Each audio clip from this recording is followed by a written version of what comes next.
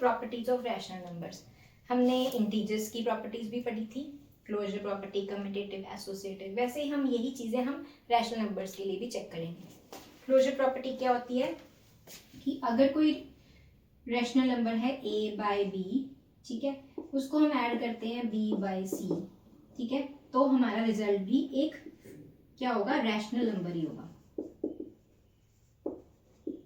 ठीक है, कहने का मतलब एडिशन में अगर दो रैशनल नंबर्स को ऐड करेंगे तो उसका रिजल्ट भी रैशनल नंबर होगा। So our rational numbers are closed under addition. Next subtraction के लिए चेक करते हैं, a माइनस बी या c माइनस डी, ये भी क्या आएगा, एक रैशनल नंबर ही आएगा। क्लियर है।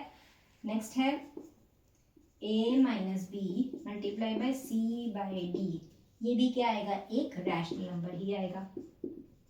मतलब rational numbers are closed under subtraction also, rational numbers are closed under multiplication also. जो लास्ट है, रैशनल नंबर को किसी रैशनल नंबर से डिवाइड करें, तो अगर जो हम जिससे c बाई डी से डिवाइड कर रहे हैं, अगर ये 0 होगा तो हमारा रैशनल नंबर नहीं होगा। इसका मतलब c by D should not be equal to 0। ठीक है, इसका मतलब हर केस में, 0 के केस में हमारी ये प्रॉपर्टी फॉलो नहीं होती। अगर एक में भी नहीं होती तो हम उसका रिजल्ट बोलते हैं कि they are not closed under division.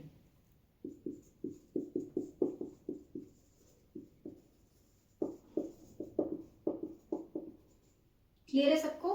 Closure property का मतलब होता है एडिशन में ये फॉलो हो रही है, सब्ट्रैक्शन में भी फॉलो हो रही है, मल्टीप्लिकेशन में भी हो रही है, लेकिन डिवीजन में फॉलो नहीं हो रही। नेक्स्ट प्रॉपर्टी हम करेंगे, कौन सी प्रॉपर्टी होती है, कम्यूटेटिव प्रॉपर्टी। इंटीजर्स में भी पढ़ी है हमने, होल नंबर, नेचुरल नंबर सब में पढ़ी है। अब हम स्टार्ट करते हैं हमारी कम्यूटेटिव प्रॉपर्टी से। कम्यूटेटिव का मतलब क्या होता है, बात करना, कम्युनिकेशन करना। उससे मैं इसको रिलेट कर लेती हूँ कि अगर एडिशन के लिए बात करें, a by B plus B c by D is equal to c by D plus a by B. ठीक है, कि हम इसको ऐसे लिख सकते हैं, फर्स्ट को बाद में लिख दो, सेकेंड को पहले लिख दो। So it is closed under, sorry, commutative property addition में फॉलो होती है। Next is subtraction property, a by B minus c by D, और इधर मैंने लिख दिया c by D minus a by B. Is it equal? No ना, ये तो माइनस था, इधर ये प्लस बन गया। ये कैसे हो गया? तो इसका मतलब इसमें ये फॉलो नहीं हो रही, एडिशन में फॉलो होती है। अब हम मल्टीप्लिकेशन की बात करते हैं, a by B multiply by c by D is equal to c by D multiply by a by B. यहाँ भी फॉलो होती है, मल्टीप्लिकेशन में फॉलो होती है। और बात करें फिर से डिवीजन की, a by B divide by c by D, check करते हैं c by D divide by a by B. ये क्या हो गया, ये तो सब उल्टा पुल्टा हो गया। तो a कहाँ चला गया, a नीचे चला जाएगा, b ऊपर चला जाएगा, यहाँ पे तो a ऊपर था। ठीक है, तो इसका मतलब यहाँ पे फॉलो नहीं हो रही। तो commutative property follows for addition and multiplication but not for subtraction and division।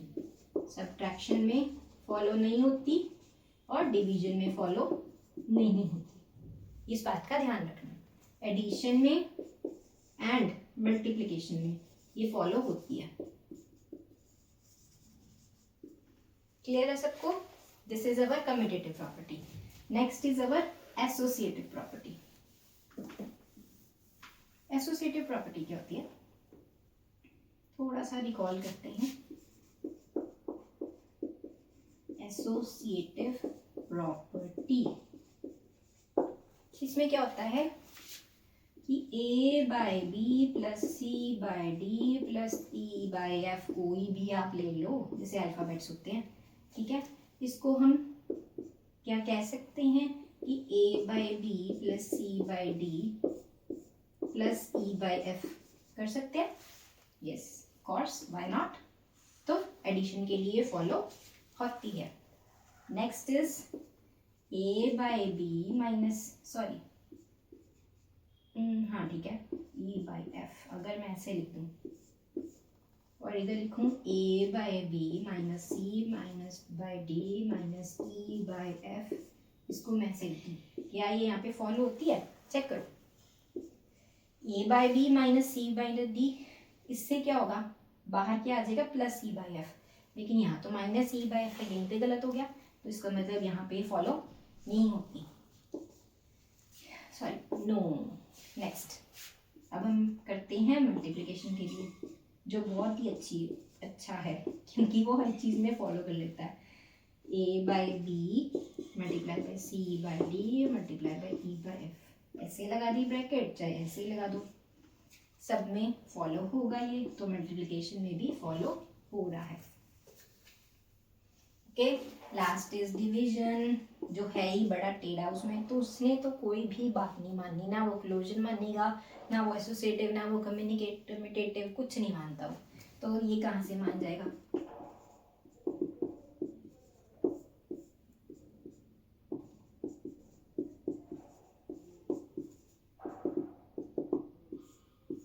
ये इक्वल नहीं है, ठीक है, सब उल्टा पुल्टा कर देता है ये डिवीजन। तो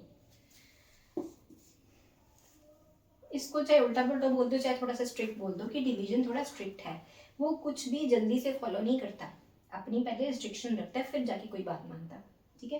तो associative property follows for addition and multiplication again, but not for subtraction and not for division. Clear है हमारी व्हाट इज एडिटिव आइडेंटिटी। मैंने आपको इसका मतलब पहले भी समझाया है, फिर से हम रिकॉल करते हैं।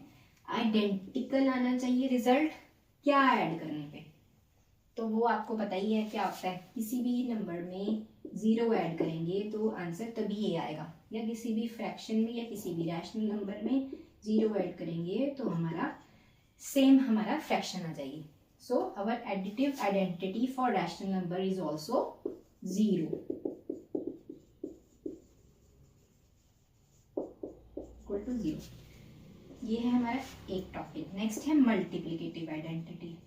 ऐसा कौन सा नंबर है जिसको मल्टीप्लाई करें तो आंसर हमारा क्या है, आइडेंटिकल, सेम आ जाए। a मल्टीप्लाई बाय 1 से ही आएगा, कोई भी रैशनल नंबर हो उसको अगर 1 से मल्टीप्लाई कर देंगे आंसर हमारा सेम आ जाएगा, ठीक है। या फिर we can say a by b multiply 1 is equal to a by b। So this is our multiplicative identity is 1 and additive identity is 0. Next is our distributive property. Distributive property हम दो cases में लेते हैं, एक हम लेते हैं addition में, distributive property over, पहले मैंने लिया एडिशन में, एडिशन में मैंने क्या किया, अगर a b प्लस c है, a क्या है, एक रैशनल नंबर है, तो हमारा result a b plus a c हो जाता है, ठीक है।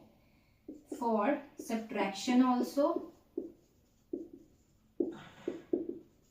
This property follows, a b minus c क्या बन जाता है, a b minus a c।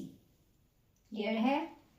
Example अगर देखें तो 4 3 प्लस 5 ले लिया मैंने, या फिर 3 बाय 2 प्लस 5 बाय 3, ऐसे, सॉरी अभी इतना कॉम्प्लेक्स आपको नहीं कराती, इतना ही भी करा दो, ये भी तो एक रैशनल नंबर ही है, 4 भी एक रैशनल नंबर है, क्यों, 4 बाय 1 लिख सकते हैं, 3 बाय 1 5 बाय 1 लिख सकते हैं, ठीक है। चलो मैं यहाँ पे आपको 4 बाय 5 लिख के दिखा देती हूँ, तो मेरा आंसर क्या आएगा, 4 बाय 5 ऑफ मल्टीप्लाई बाय 8 आ जाएगा, ये क्या बन गया, 32 बाय 5।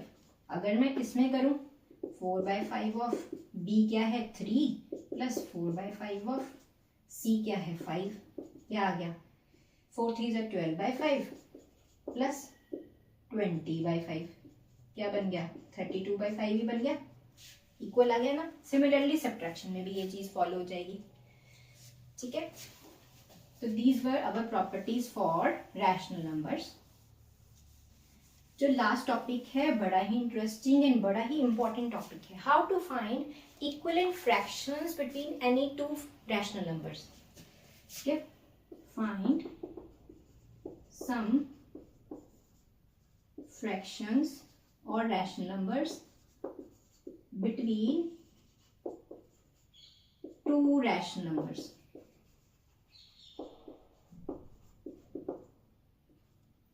ठीक है, अगर मान लो मेरे को हमें दी हुई है 3/5 दी है और दूसरी मुझे दी है 5/7, कोई भी मैंने ले लिया, दो रैशनल नंबर्स लिए, मेरे को इनके बीच में निकालनी है कुछ रैशनल नंबर्स। कैसे निकालेंगे?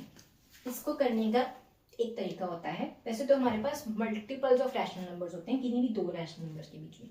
पहले हम इजीएस्ट से स्टार्ट करेंगे। हम क्या करेंगे, इसको इससे मल्टीप्लाई कर देंगे, मतलब इन दोनों से, और इसके डिनोमिनेटर को इन दोनों से मल्टीप्लाई कर देंगे। पहले मैंने लिखा, इसको मैं लिख सकती हूँ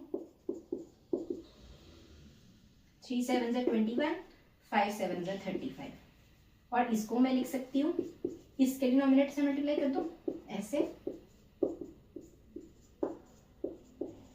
कर सकते हैं ना। ऐसे दोनों का डिनोमिनेटर आ गया 35। अब किसी भी दो नंबर्स को कंपेयर करना है, कम से कम उनका डिनोमिनेटर तो सेम हो, तभी करोगे ना।